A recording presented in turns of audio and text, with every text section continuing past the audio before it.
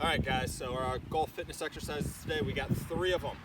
All 3 of them we're going to continue to look at our lats and our ability to stretch our lats, get better range, better mobility in our shoulder and in the lats here. So where does this come into play? Well, at some point, once we leave setup, we are going to have to lift those arms up. Okay, and if we have any type of restrictions in those shoulders, those lats, all of a sudden some things can come into play that might make it a little bit harder to execute the swing. Okay, so all 3 stretches for today, all you're going to need is your club, driver in this case. With 2 of these stretches, I would probably ideally use the golf cart, but obviously because of some social distancing stuff going on right now, I'm going to modify it slightly, and I'll show you the reason why I might go with the golf cart over the club for those, but we got to go with what we have available to us right now. So the first one is going to be a cross the body stretch. So already just by crossing that arm here, I should already feel a little bit of a stretch in that shoulder lat. So I want my outside arm holding the club here, my other hand's just going to be on top, and all I'm going to do is hinge my hips back, sit down, and I'm just going to find a spot where I should feel that nice stretch in that arm.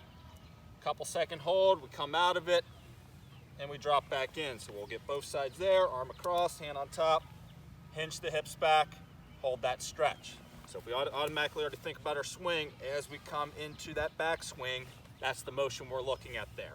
So if we get restricted or tight, what can happen? Well, do I have to stand up out of my posture? Do I start to get this flat shoulder plane? So having that range of motion there is going to allow us to continue that rotation, to get those shoulders, those arms, those hands up over top, so that we have the range to create the power we need in the swing. Second one, so this is looking now back to that thoracic rotation, or that thoracic extension we talked about yesterday. Club's just going to be out in front. Hands are just going to be on top of the head. Once again, I'm going to hinge my hips back, drop my head, ears between my elbows, couple second hold, push back up nice and tall.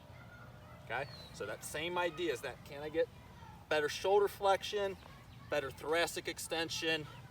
That's going to allow me a little bit more freedom, range of motion. Okay, so with those 2, like I said, ideally I would use more of a golf cart if you're available, because what I really want is you to be shoulder height, eye level with those stretches. So I'm a little low, and that's why I have to kind of bend and sit into it.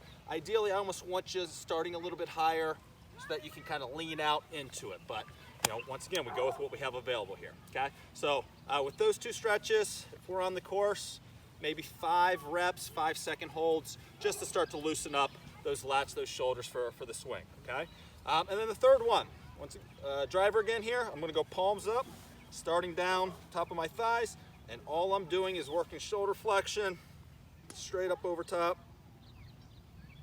Couple second hold there, repeat. So can I just actively bring those shoulders up into flexion, try to keep that core engaged.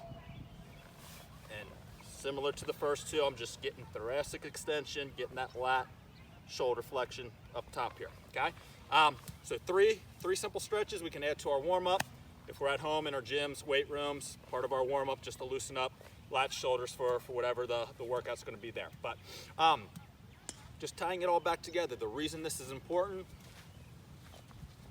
as I'm going into my backswing, if I don't have that range of motion, I might lose my posture, I might flatten my swing out, or I might tend to early extend.